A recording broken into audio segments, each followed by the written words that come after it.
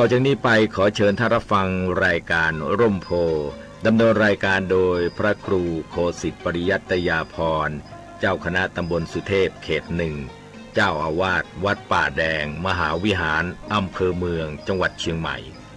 จัดเสนอโดยกองทุนพระเจ้าติโลกราชกองทุนเพื่อการเผยแผ่ธรรมะและส่งเสริมการศึกษาของพระภิกษุสามเณรเด็กและเยาวชน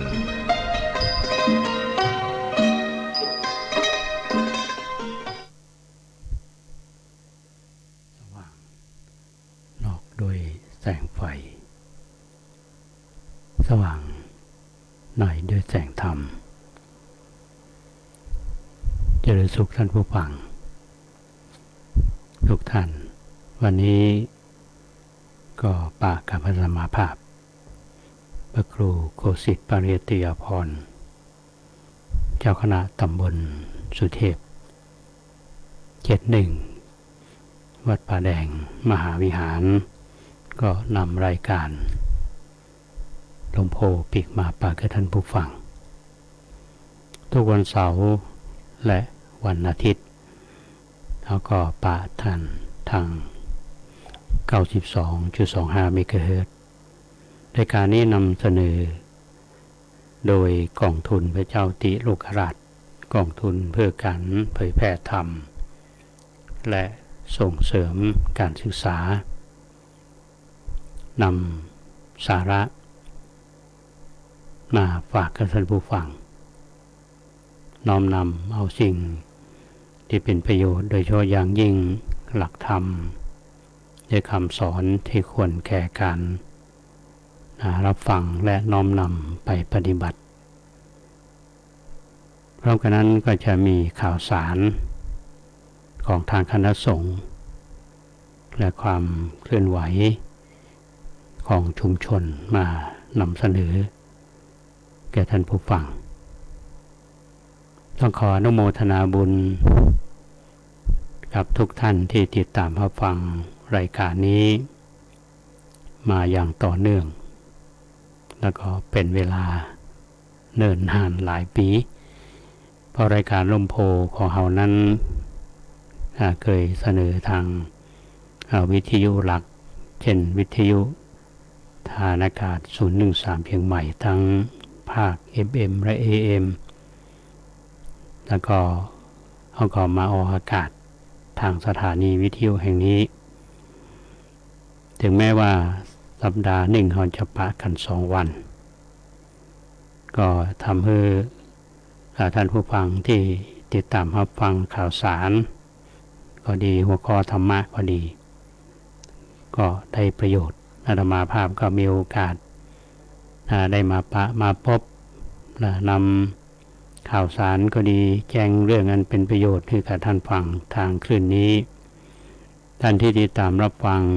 ทางคลื่น FM 92ก็ดีหรือที่ตามทางออนไลน์ก็ดีทั้งในประเทศและต่างประเทศก็ต้องขอบคุณและอนุโมทนามาอย่างทุกท่านในเดือนกรกฎาคมมีวันสำคัญในทางพระพุทธศาสนา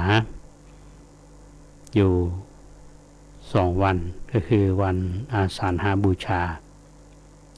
แล้วก็วันเข้าพรรษาเมื่อตะวันนี้อาตมาภาพได้นำเรื่องประวัติความเป็นมาของวันอาสาฬหบูชามาเล่าสู่ท่านทั้งหลายได้ฟังไปซึ่งวันนี้คือวันอาสาฬหบูชาเนี่ยเป็นวันสำคัญเราได้รับทราบเรื่องราวและความสำคัญของวันนี้คือวันอาสาฬหบูชาก็จะเอาทำมือนึกถึงน้อมจิตน้อมใจถึงองค์สมเด็จพระสัมมาสัมพุทธเจ้าถึงแม้ว่าจะผ่านมาเนิ่นนานขนาดไหนในฐานะที่เราเป็นชาวพุทธเราก็ต้องนำเรื่องนี้มาเล่าสู่กันฟังเพื่อจะน้อมนำไปปฏิบัติให้เกิดประโยชน์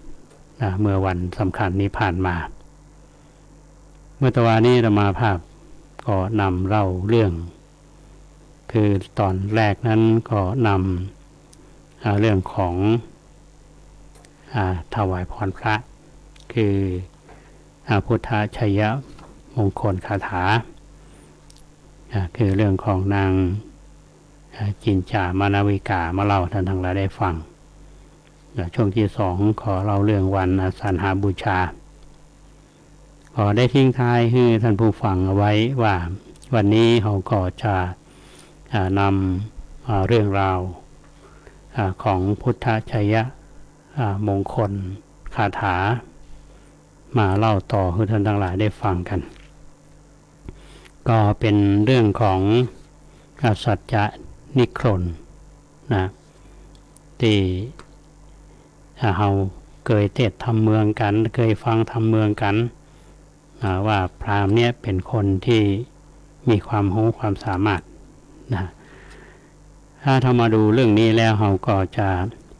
ได้ทราบเพราะฉะนั้นพระเนตรมาภาพก็ในช่วงแรกก็คงจะนำเสนอในเรื่องของพุทธชัยมงคลคาถาบทที่6นี้คือท่านผู้ฟังได้ฟังกันดังที่เราสวดกันในบทนี้ว่าสัจจังวิหายะมติสัจจะกวาทาเกตุงวาทาพิโรปิตมานังอติอันทะภูตังปัญญาปฏิปะชริโตชิตวามุนินโท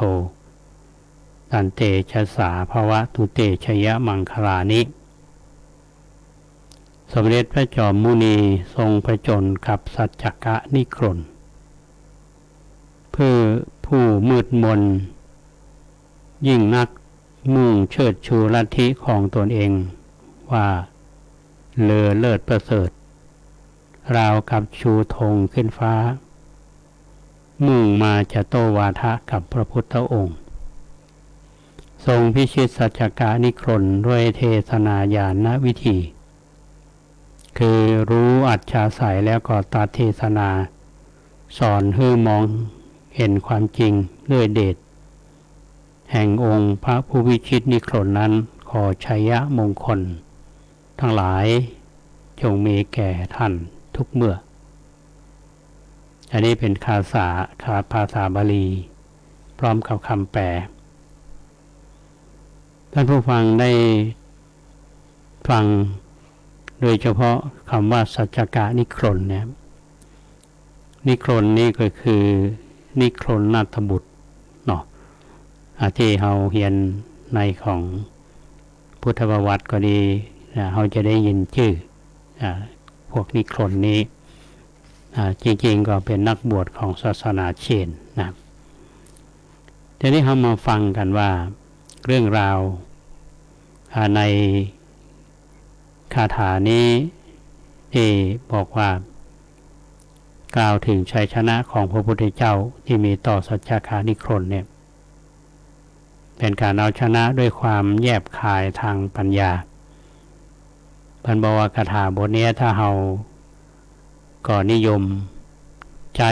เพื่อจะเอาชนะการโต้เถียงและการโต้วาทีก็อย่างเพราะว่าสัจจกะนิครนนี่เป็นนักโต้วาทีตัวยงในสมัยนั้นในสมัยครั้งพุทธกาลนั้นมีศาสนาหลายศาสนานอกจากพุทธศาสนาเฮานั่นก็คือศาสนาเชนนะมีมหาวีระหรือว่าท่านนิครนนาถบุตรเป็นศาสดาแต่เฮารู้จักกันในนามว่าพวกนิครนทั้งพุทธศาสนาและศาสนาเชนเนี่ย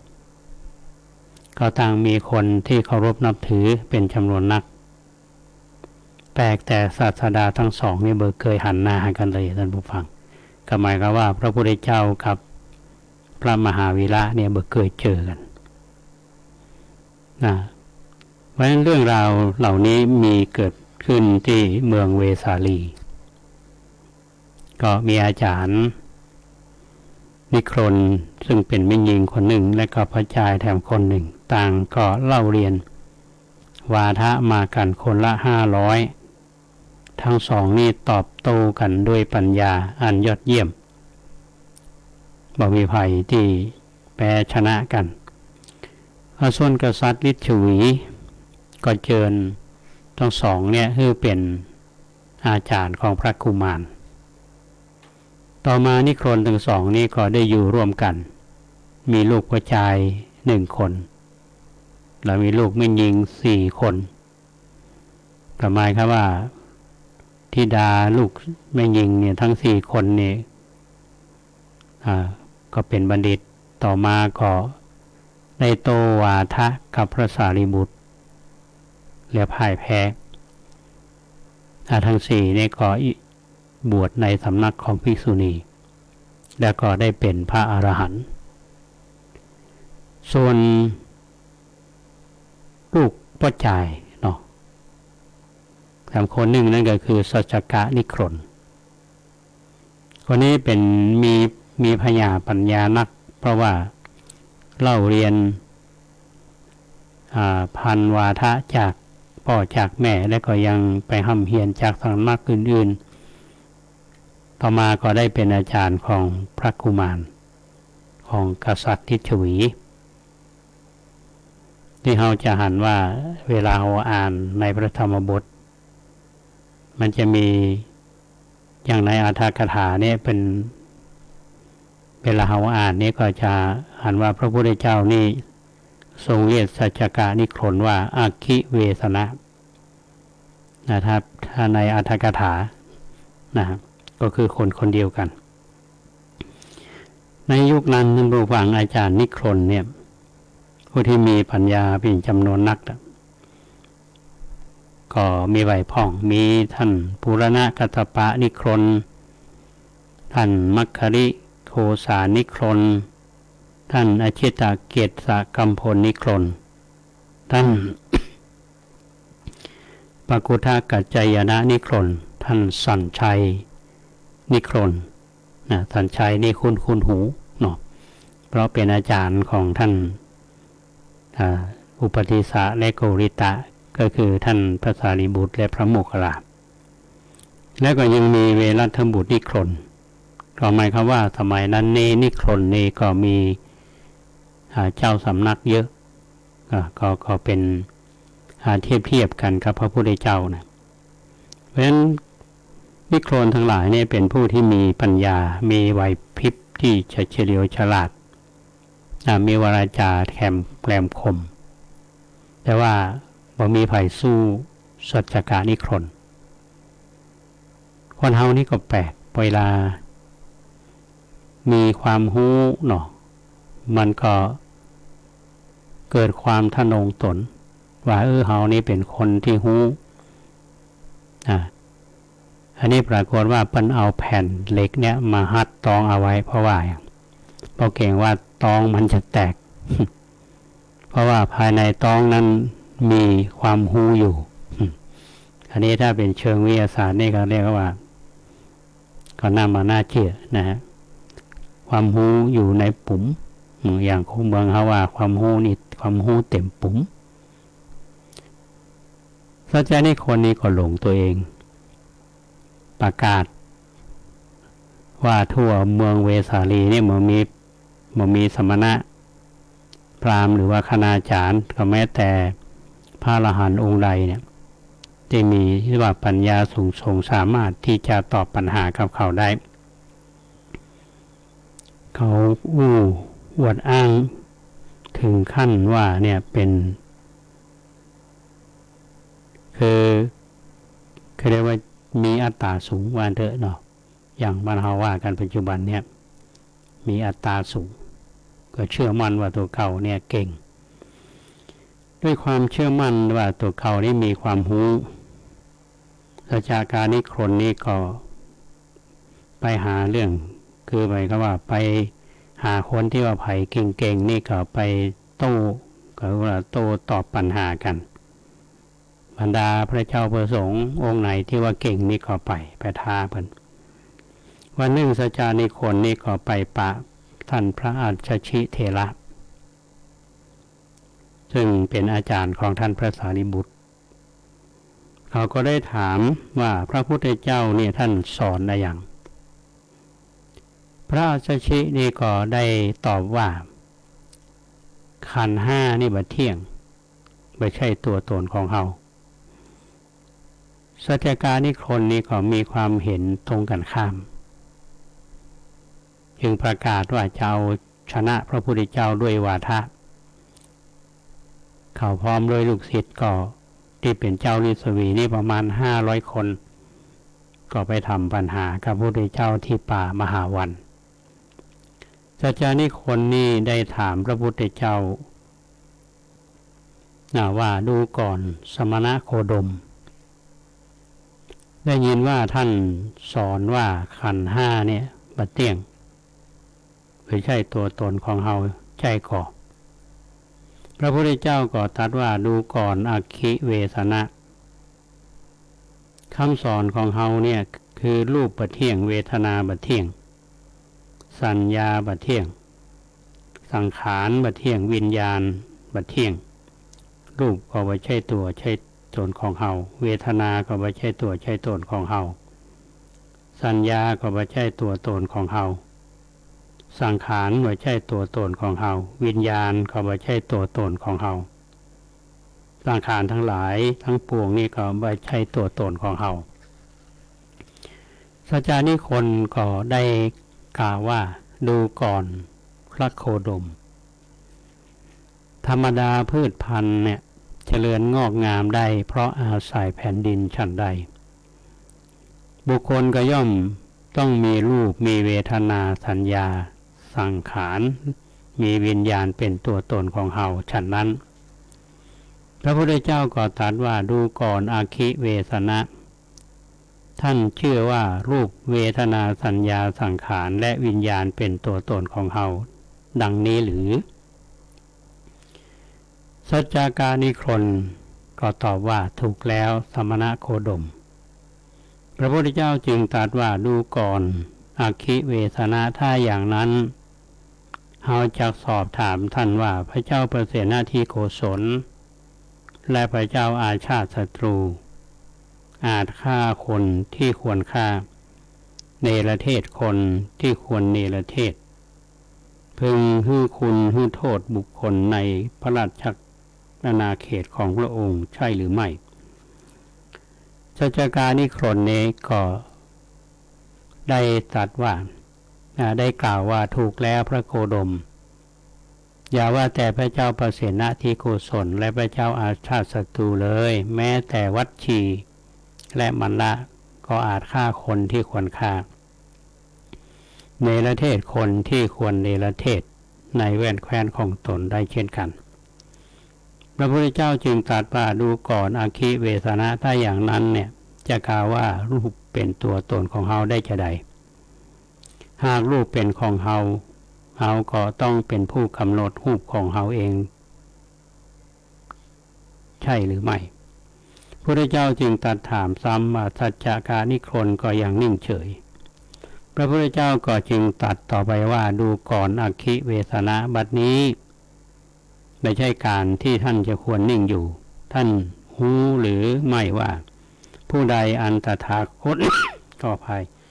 ถามปัญญาที่ชอบแก่เหตุแล้วทั้ง3 ครั้งมาได้แก่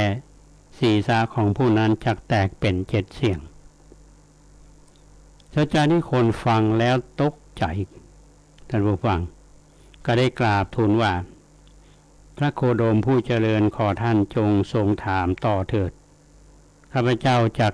แก้ณบัดนี้พระพุทธเจ้าจึงตรัสว่าดูก่อนอาคิเวสนะ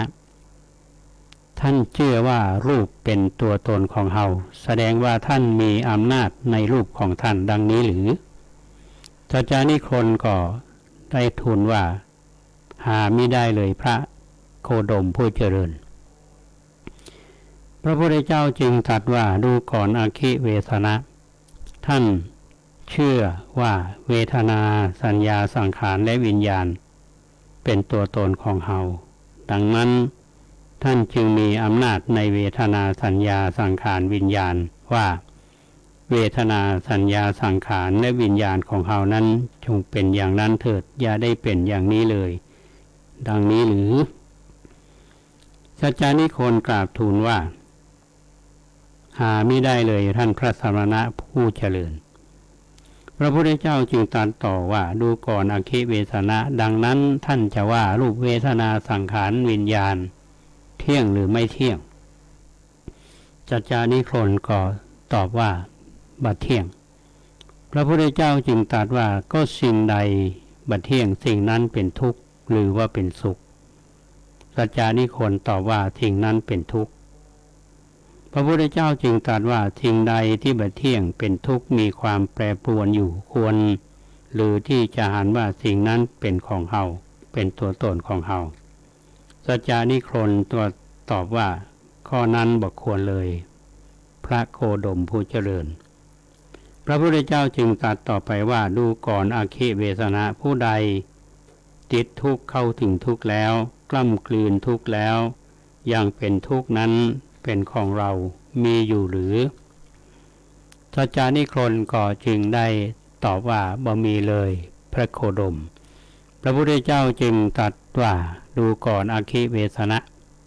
เมื่อเป็นอย่างนี้ท่านติดทุกข์อยู่เข้าถึงทุกข์กล้ำกลืนทุกข์แล้วยังตามเห็นว่าทุกข์ว่านั่นเป็นของเฮาเรานั่นเป็นตัวตนของเฮาดังนี้หรือสัจจานิโคนก็จึงตอบว่าไม่ใช่เลยพระโคดมผู้เจริญพระพุทธเจ้าจึงตรัสต่อไปว่าดูก่อนอคิเวสนะบุรุษต้องการแก่นไม้ถือเอามีดคมไปสู่ป่าเข้าไปตัดฟันต้นกล้วยใหญ่ต้นหนึ่งเขาบ่ได้พบแม้แต่กระพี้และแก่นฉันใดดูก่อนอคิเวสนะท่านอันเราซักไซไล่เลียงก็ว่างเปล่าในถ้อยคำของตนเองเหมือนต้นกล้วยฉันนั้นท่านกล่าววาจาในที่ชุมชนของเวสาลีว่าบ่มีสมณะพราหมณ์คณาจารย์หรือแม้แต่พระอรหันต์สัมมาสัมพุทธเจ้าองค์ใดที่โต้ตอบกับท่านได้โดยบ่เกิดอาการประมาทบ่หวั่นไหวบ่มีเหงื่อไหลจากรักแร้แม้แต่คนเดียวดูก่อนอคิเวสนะบัดนี้หยาดเหงื่อของท่านหยาดหยดจากหน้าผากลงมายังผ้าห่มแล้วตกที่พื้นส่วนเหงื่อของเราหามีไม่สัจจานิโคนก็นั่งนิ่งคอตกก้มหน้าหมดปฏิภาณ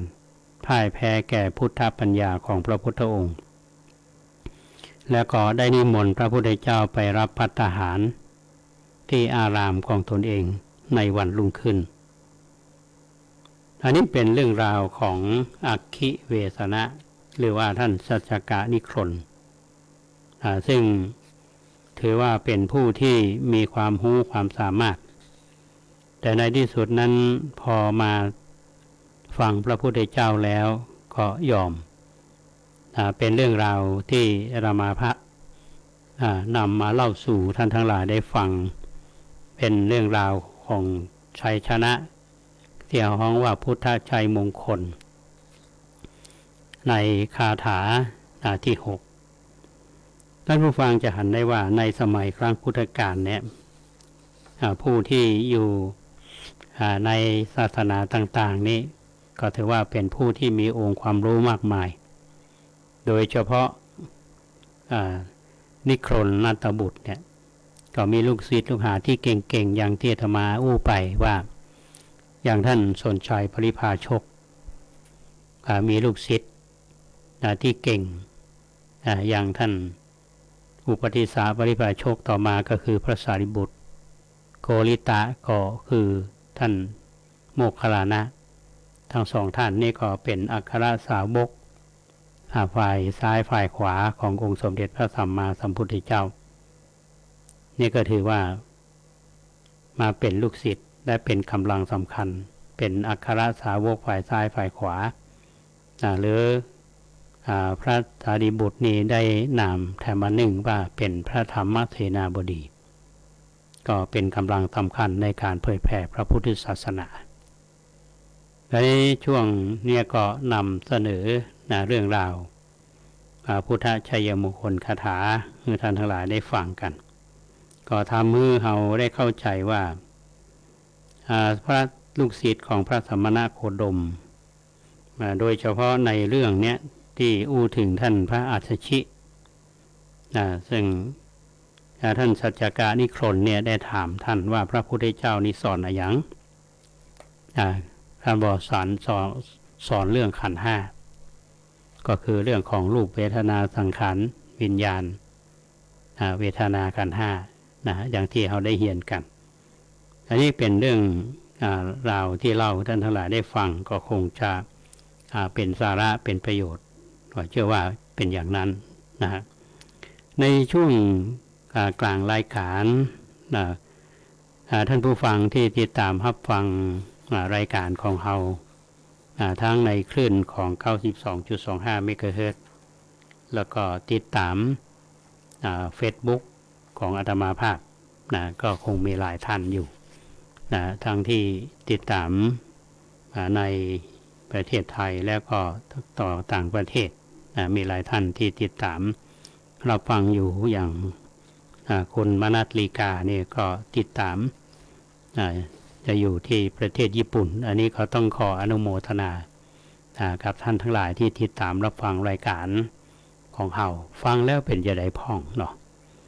ก็อาจจะเชิงวิชาการไปหน่อยแต่ว่าจะทำเมื่อเราทั้งหลายเนี่ยได้เข้าใจอย่างน้อยเราไปฟังพระท่านสวดเรื่องของชัยชนะของพระพุทธเจ้าแต่ละข้อเนี่ยนะ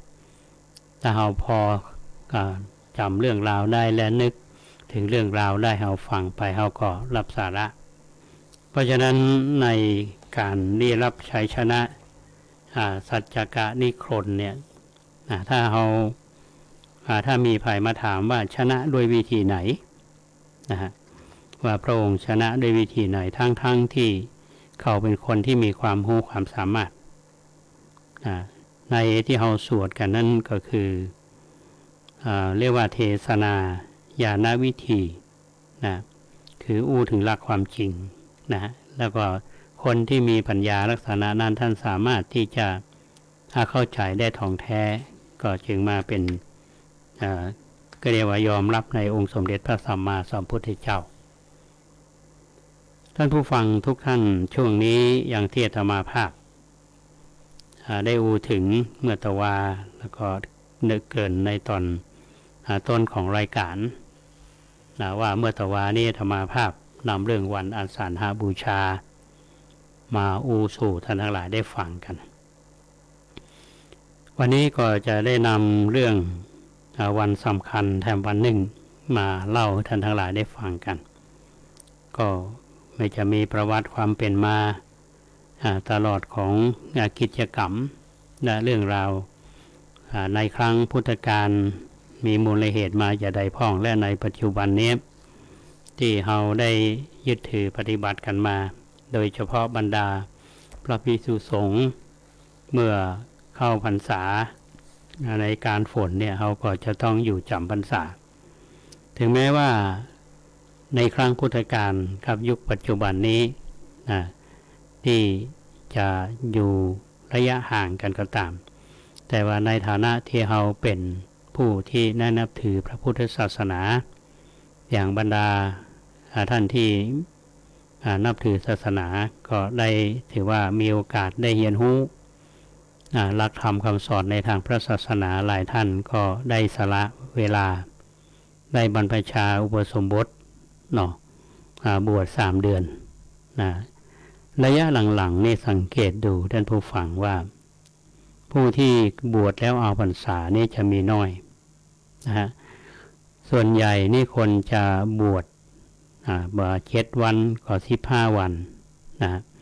ก็เป็นบวชระยะสั้นที่จำพรรษาอยู่3 เดือนจริงๆจะมีน้อย นะในสมัยก่อนนี่เปิ้นจะมีผู้ที่บวชในระหว่างพรรษาเนี่ยเที่ยวห้องว่านาวกะก็เขามีความหลากหลายหลายท่านก็รับราชการก็มีทำธุรกิจก็มีนะและท่านก็มีความตั้งใจที่จะศึกษาและปฏิบัติธรรมเพราะฉะนั้นช่วงของกลางพรรษาเนี่ยเป็นระยะที่ศึกษาและเรียนรู้พระสงฆ์ที่เขาบวชไปจำก็หาปฏิบัติตามพระธรรมวินัยเพราะฉะนั้นวันนี้อาตมาภาพก็จะนำเรื่องราวของวันเข้าพรรษาเนี่ยมาอู้สู่ท่านทั้งหลายได้ฟังกันวันอาสาฬหบูชาก็ตรงกับวันที่13เดือนกรกฎาคม2565แล้วเขาก็ทำบุญตักบาตรฟังพระธรรมเทศนาแล้วก็เวียนเทียนนะในส่วนพระสงฆ์นั้นก็จะมีการประชุมสงฆ์ในวัดของตัวเองหรือในพระอารามต่างๆในส่วนกิจกรรมที่มีแทรกและศึกษาเรียนรู้กันก็เป็นเรื่องที่น่าสนใจในสมัยครั้งพุทธกาลเนี่ยท่านผู้ฟังจะมีประเด็นที่ว่าสาเหตุอย่างที่ทำให้พระสงฆ์เนี่ยจะต้องเข้าอยู่จำพรรษาในช่วงของฤดูฝนเนี่ยเป็นว่าสมัยโบราณเนี่ยเมื่อถึงฤดูฝนเนี่ยน้ำจะท่วมเนาะไปไหนก็ติดต่อกันระหว่างเมืองเนี่ยก็จะค่อนข้างจะลำบาก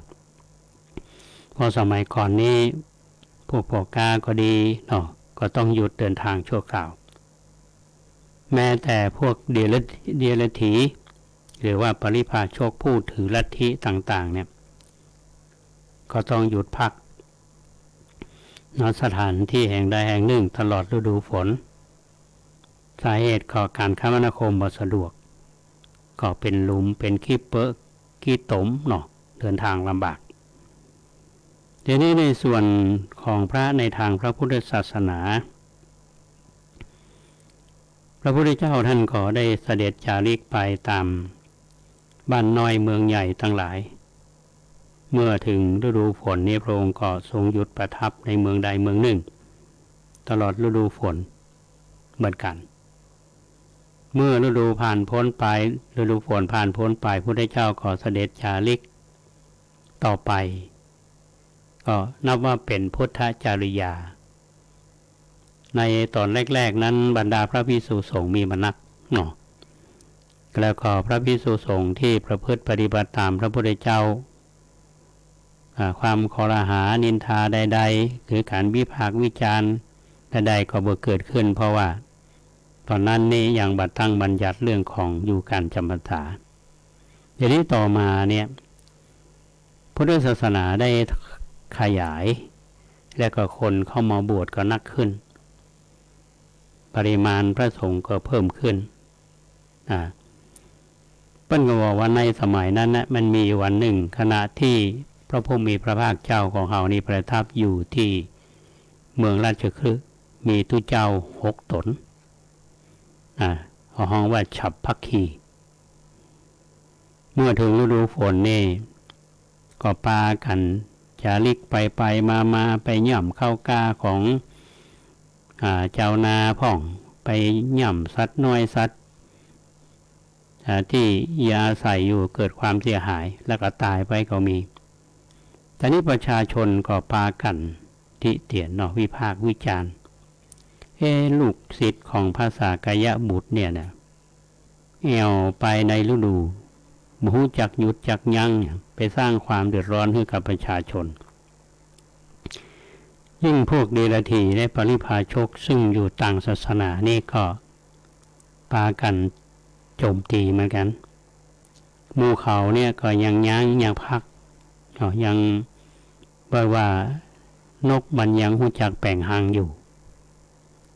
แต่ทุกเจ้าลูกศิษย์พระพุทธเจ้านี่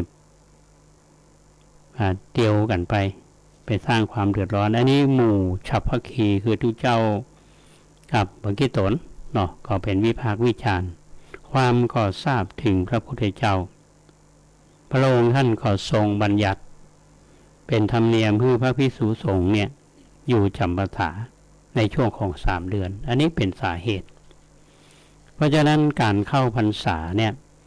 เพื่อนก็จะเข้าพรรษากันตั้งแต่วันแฮม1 ค่ำเดือน8ถึงวันที่15วันขึ้น15 ค่ำเดือน11ห้ามบ่ฮือตุเจ้าเฮาแอวไปค้างคืนที่หันที่นี่หากมีธุระจำเป็นนั้นชอบด้วยพระวินัยเนี่ยก็ไปได้เหมือนกันแต่ว่าต้องทำสัตตาหการณียะคือจะต้องปิกมาพักที่เดิมภายใน7 วันและนอกจากนั้นก็ห้ามเด็ดขาดและปรับอาบัติแก่ผู้ที่ฝ่าฝืนในเรื่องของพระบัญญัติในพิธีการเข้าพรรษาอาจจะมีประเด็นคำถามว่าในสมัยก่อนนี่มีพิธีเกี่ยวกับพิธีหลวงก็มีในปรากฏนามตามที่นางนพมาศเพื่อนได้กล่าวไว้ในสมัยนั้นเป็นพิธีที่เรียกว่าพิธีหลวงก็มีในสมัยสุโขทัยเช่นเดียวกันท่านว่าอย่างนั้นนะเพราะฉะนั้นในยุคของปัจจุบันเนี้ยนะในพระธรรมพระวินัยเนี่ยเป็นก็มีบัญญัติไว้เหมือนกันท่านผู้ฟังบ้างเวลาจะเข้าพรรษาเนี่ยพรรษาต้นพรรษาหลังในอย่างที่อาตมาภาพอุปตะกี้เนี่ยก็คือว่าวันเข้าพรรษาเนี่ยเรานับตั้งแต่แฮม1 ค่ำเดือน8เนาะอย่างปีนี้ก็ตรงกับวันที่14 กรกฎาคม2565คนก็จะไปสิ้นสุดเอาไปวันขึ้น15 ค่ำเดือน11พระฮ้องว่าครบไตรมาสนี่ก็คือ3 เดือนเป็นการเข้าพรรษาต้นส่วนเข้าพรรษาหลังเนี่ยก็เริ่มตั้งแต่วันแฮม1 ค่ำเดือน9จนถึงวันขึ้น15 ค่ำเดือน12อันนี้ก็คือโอกาสนะอย่างพุทธเจ้าเฮาเนี่ยบางทีมาจำพรรษาต้นนี่บัดตันก็เข้าพรรษาหลังแต่เวลาออกพรรษานี่ก็ออกทีหลังเปิ้นนะครับฉะนั้นในพระสงฆ์เฮาอย่างยุคปัจจุบันเนี่ยท่านผู้ฟังเฮาก็จะต้องปฏิบัติตามพระธรรมวินัยก็คือว่าพระสงฆ์ทุกรูปก็จะต้องอธิษฐานเข้าพรรษามาตั้งแต่ยุคไหนละตั้งแต่สุโขทัยมารัตนโกสินทร์ปัจจุบันนี้เขาก็ยังทำอยู่โดยเฉพาะในพระอารามวัดสำคัญและแม้แต่วัดต่างๆเนี่ยก็ได้ปฏิบัติกันอย่างกิจกรรมที่ทำในส่วนของพระสงฆ์เนี่ยก็คือการเข้าพรรษาก็คืออธิษฐานเข้าพรรษาก็หมายความว่าในวันที่14 กรกฎาคมถามว่าเวลาไหนเหมาะสมอันนี้ก็ขึ้นอยู่กับแต่ละวัดบางวัดนี้เพิ่นก็ทำกันตอนเช้าบางวัดก็ทำกันตอนบ่ายบางวัดก็ทำกันตอนเย็นนะในส่วนของอาตมาภาพโดยเฉพาะที่เคยปฏิบัติกันมาในวัดป่าแดงมหาวิหารกับวัดฝ่ายหินเนี่ยนะได้ปฏิบัติกันมาตั้งแต่สมัยท่านพระครูปริยั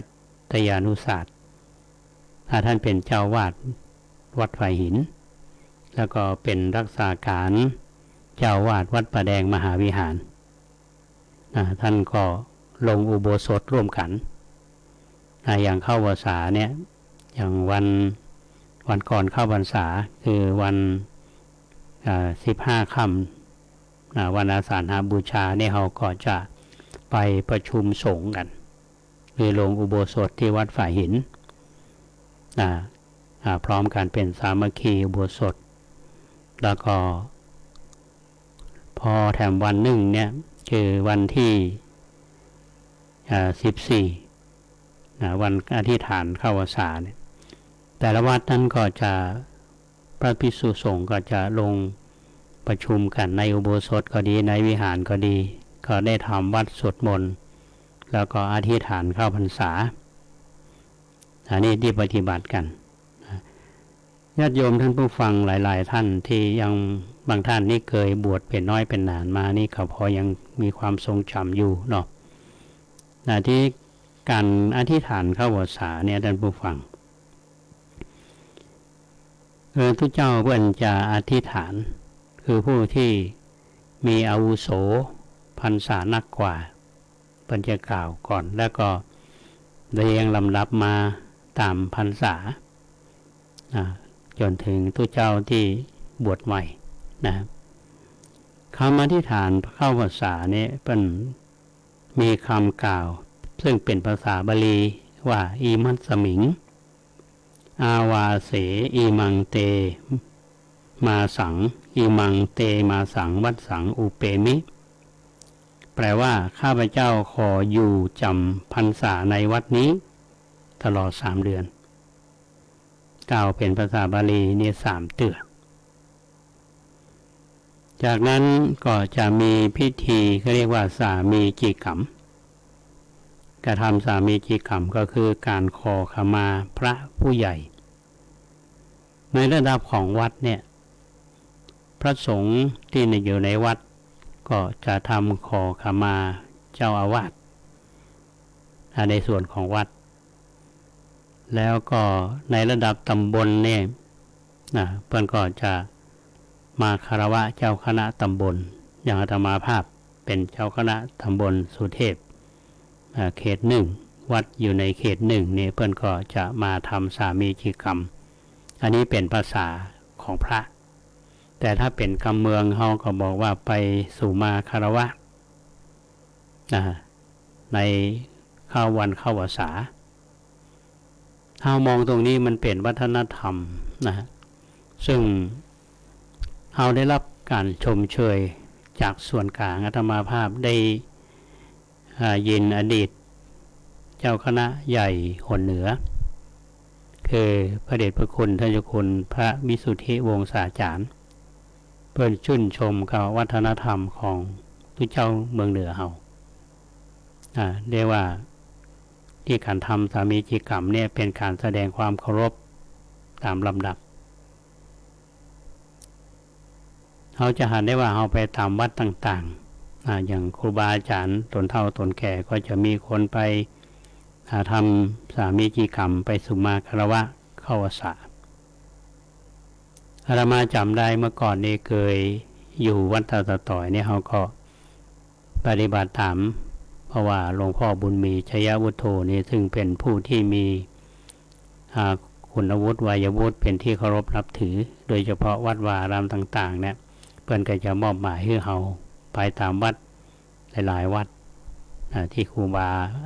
อยู่เนี่ยก็เขาก็ไปทำสมาคารวะในสมัยนั้นแต่ปัจจุบันนี้ก็ยังอยู่นะท่านผู้ฟังตั้งคณะสงฆ์วัดเชียงใหม่เรา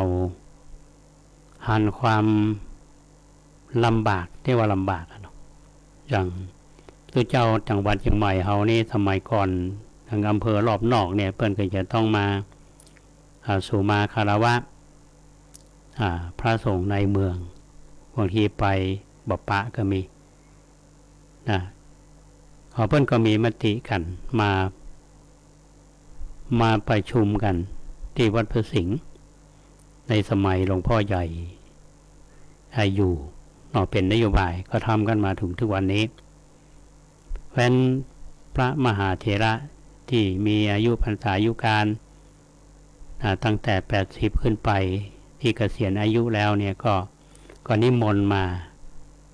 ที่วัดพระสิงห์พระในระดับของเจ้าคณะจังหวัดรองจังหวัด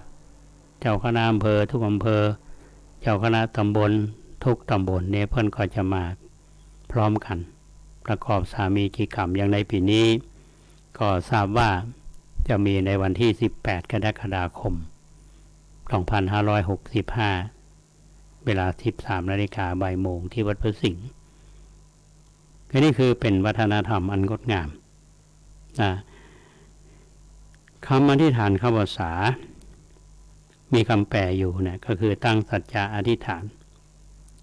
ขออยู่จำพรรษาตลอด3 เดือนทีนี้จะมีคำถามว่าไปไหนได้ก่อบางทีญาติโยมเฮากลางภาษาเนี่ยหันทุเจ้าบางทีก็ไปอยู่ไปต่างจังหวัดพ่องอย่างพ่องบางทีพระเถระผู้ใหญ่อาจจะมีศาสนกิจเนี่ยมาประชุมตามวัดต่างๆอยู่อันนี้อย่างที่อาตมาได้อู้ไปตะกี้ว่าในกรณีที่มีความจำเป็นเนี่ยเป็นกิจกรรมของทางส่วนรวมนะโดยเฉพาะการประชุมสงฆ์เนี่ยก็เป็นการสำคัญนะเปิดเข้ามาเป็นประธานป้องก็ต้องสัตตาหการณียะมามีข้อยกเว้นนะบางทีญาติโยมผู้ที่เป็นพ่อเป็นแม่บ่สบายเนี่ยทุกเจ้าก็ต้องไปเยี่ยมเนาะในฐานะที่เป็นลูกไปดูแลอย่างพ่อแม่บ่สบายเนี่ยไปโรงพยาบาลหรือไปดูแลเป็นกำลังใจเนี่ยเขาก็ไปได้อยู่กิจของคณะสงฆ์มีเปิ้นส่งใบนิมนต์มาเขาก็ไปหรือว่ามีปัญหาคณะสงฆ์ที่จะต้องไประงับปัญหาที่เกิดขึ้นเนี่ยเขาก็ไปอยู่ไม่มีข้อยกเว้นนะก็คงไม่ใช่ว่าบ่ฮื้อไปไหน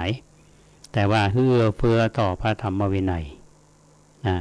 เพราะฉะนั้นวันนี้อาตมาภาพขอเลยนำเรื่องวันเข้าพรรษาเนี่ยมาเล่าสู่พี่น้องทั้งหลายได้ฟังกันเพราะฉะนั้นโอกาสวันสำคัญวันอาสาฬหบูชาก็ดีวันเข้าพรรษาก็ดีเป็นโอกาสที่หมู่เราจะได้ประกอบกิจกรรมมันเป็นกุศลได้สร้างบุญสร้างกุศลสำระจิตใจ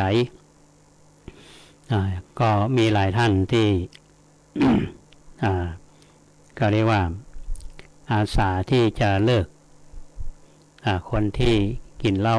ก็ดีเนาะก็พอเข้าพรรษามาก็เลิก3 เดือน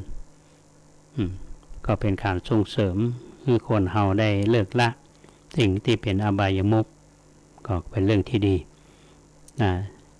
อันนี้เป็นเรื่องที่เล่าสู่ท่านทั้งหลายได้ฟังกันก็คิดว่าก็คงจะทำให้เฮาได้ภูมิใจแล้วก็ดีใจที่ได้มีส่วนในการส่งเสริมและสนับสนุนกิจกรรมในวันสำคัญเพราะฉะนั้นญาติโยมท่านสาธุชนท่านผู้ฟังทุกท่านที่ติดตามรับฟังรายการก็ดีหรือว่าการทำบุญที่เราทำกันอยู่อย่างต่อเนื่องกันทุกปีบรรยากาศของการทำบุญในช่วงที่ผ่านมานี่เราก็สังเกตนะท่านผู้ฟังว่าอย่างญาติโยมที่มีอายุการมาวัดก็เป็นเรื่องลำบากเหมือนกันช่วงนี้เห็นว่าเรื่องโควิดก็เริ่มเข้ามาแถมคนก็กลัวกันเยอะเฉพาะผู้สูงอายุนะมาตรการต่างๆนี่ถึงแม้ว่าเปิ่นจะเอาแบบต้องใส่แมสก็ได้หรือว่าเขาต้องใส่นี้ญาติโยมหลายท่านมาทำบุญแล้วอาตมาก็หันญาติโยมก็ยังใส่กันอยู่แม้แต่อาตมาภาพเอาไปข้างนอกเขาก็ต้อง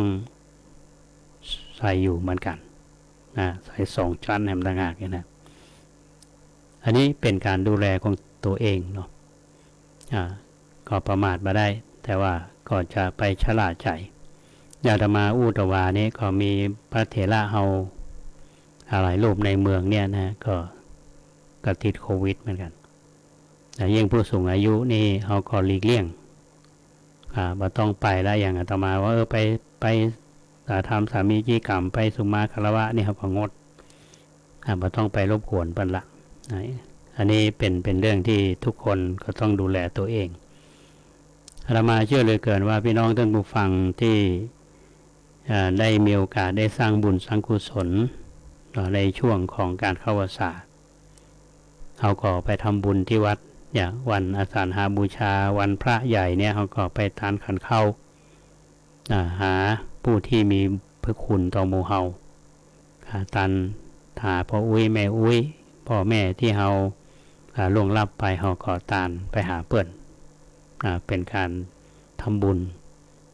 เป็นการแสดงความกตัญญูกตเวทีและอย่างน้อย ก็ทำให้เราได้ทำสิ่งที่ดีๆเป็นตัวอย่างแก่ลูกแก่หลานอันนี้ก็เป็นสิ่งที่หมู่เฮาได้ปฏิบัติกันมาและอย่างสม่ำเสมอยิ่งมีโอกาสได้เลิกละในสิ่งที่เป็นอบายมุขก็จะทำเพิ่มเราได้มีความสบายอกสบายใจ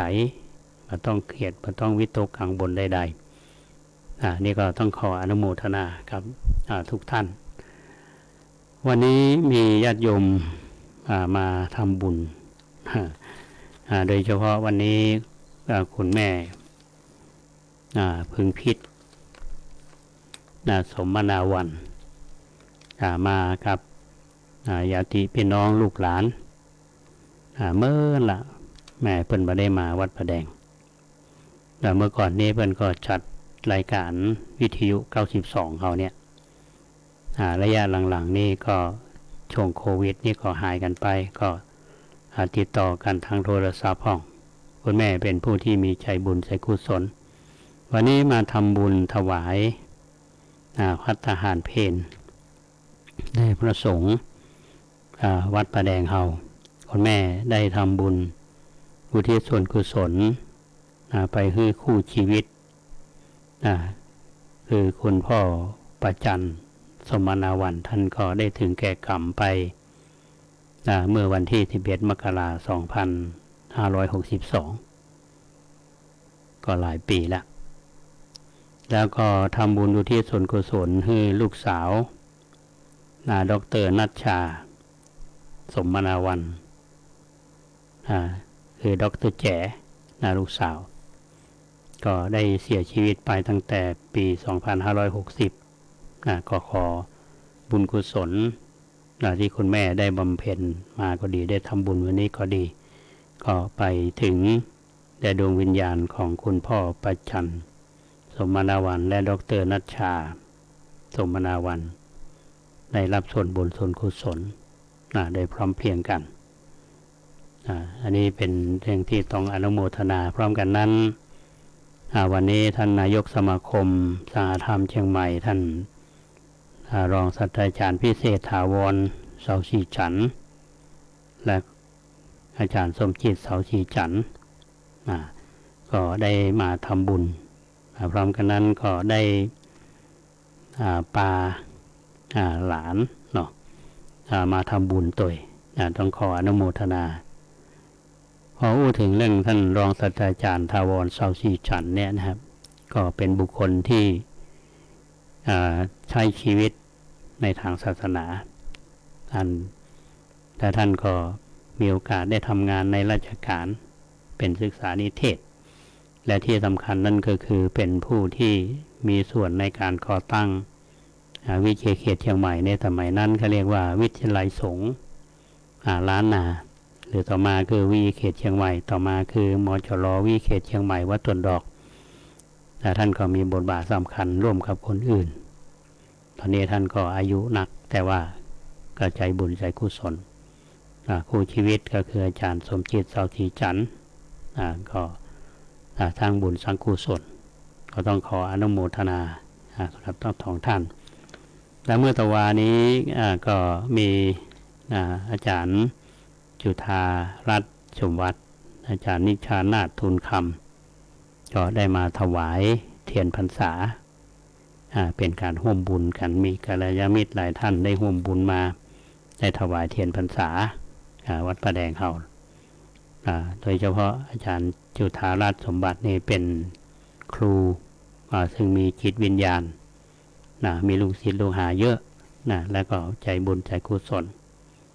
ฮักบรรดาพระเจ้าประสงค์เหมือนลูกเหมือนหลานส่งเสริมกิจกรรมของวัดวาอารามต้องขออนุโมทนากับท่านอาจารย์จุฑารัตน์มาณโอกาสนี้วันนี้อาตมาภาพได้มีโอกาสได้ไปเขาจะบอกว่าเป็นสร้างบุญก็ได้สร้างคนก็ได้ท่านผู้ฟังก็ได้รับนิมนต์ไปเป็นพระอุปชฌาย์บวชกุลบุตรท่านหนึ่งที่วัดห้วยทราย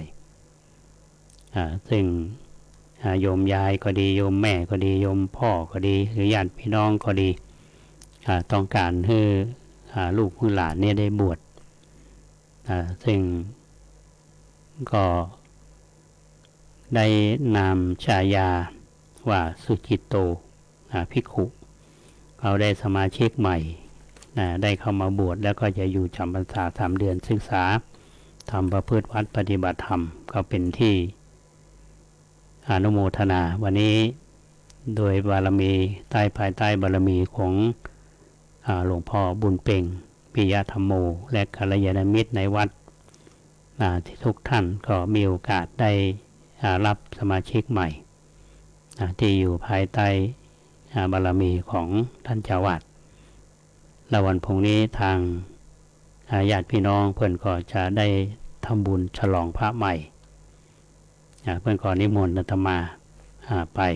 ก็จะไปฉลองศรัทธาญาติโยมที่วัดห้วยทราย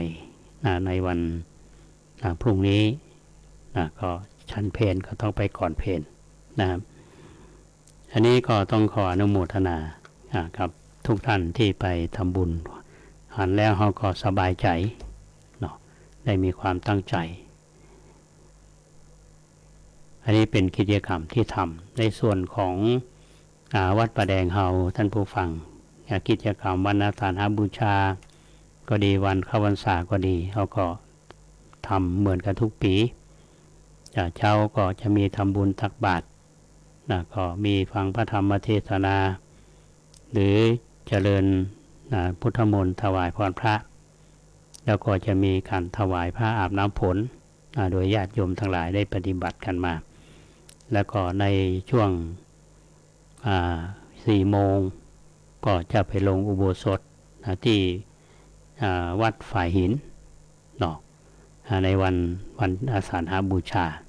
โดยวันเข้าพรรษาเขาก็จะทำกิจกรรมเหมือนกันทุกปีอันนี้ต้องขออนุโมทนาบุญกับทุกท่านส่วนในการ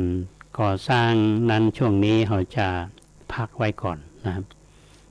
พักไว้ก็คงจะดำเนินการเมื่อมีความพร้อมซึ่งช่างเพื่อนก็ประสานกันมาว่าอาจจะเป็นช่วงของเดือนพฤศจิกาตรงนี้เพื่อนก็คงไปเร่งงานของเพื่อนที่รับไว้สำหรับญาติโยมที่ได้ร่วมกันสร้างบุญอย่างแม่ขวัญเมืองให้สู่ช่างเขียนเนี่ยคุณแม่เพื่อนก็ตั้งจิตอันเป็นกุศลและต้องขออวยพรปีใหม่อวยพรวันเกิดย้อนหลังคุณแม่เนาะก็ให้มีสุขภาพกายสุขภาพใจที่ดีเป็นลมโพลมสายของลูกของหลานก็ต้องอนุโมทนากับท่านผู้ฟังที่ติดตามรับฟังรายการมาตั้งแต่ต้นในสัปดาห์นี้เอาปะกันวันเสาร์และวันอาทิตย์เนาะ2 วันก็พอสมควรนะดูเวลาแล้วก็สักกรรมก็คงจะได้ฟังการถ่ายทอดข่าวทางสถานีวิทยุกระจายเสียงแห่งประเทศไทยก็คงจะได้ล่ำลากันแต่ก่อนที่จะจากลาท่านผู้ฟังไปมีอย่างที่จะแนะนำรายการหรือแลกเปลี่ยนเรียนรู้ด้วยกันก็สามารถที่จะโทรศัพท์มาหาอาตมาได้เนาะหมายเลข0818815690 0818815690ขอบคุณท่านพระครูสมุวิศวัตรบรกิจโชท่านผู้อำนวยการสถานีวิทยุ 104.50 เมกะเฮิรตซ์แล้วก็คุณเกษตรเพชรสำลิดบก.ก้าวหน้านิวทำหน้าที่ดูแลด้านเทคนิคและการประสานงานนโมทนาบุญนาบุญกับท่านผู้ฟังทุกท่านที่ติดตามรับฟังรายการจากลากันไปก่อนแล้วปากันในวันเสาร์และวันอาทิตย์หน้าขอความสุขสวัสดีจงบังเกิดมีแก่ท่านผู้ฟังทุกท่านก็เจริญพร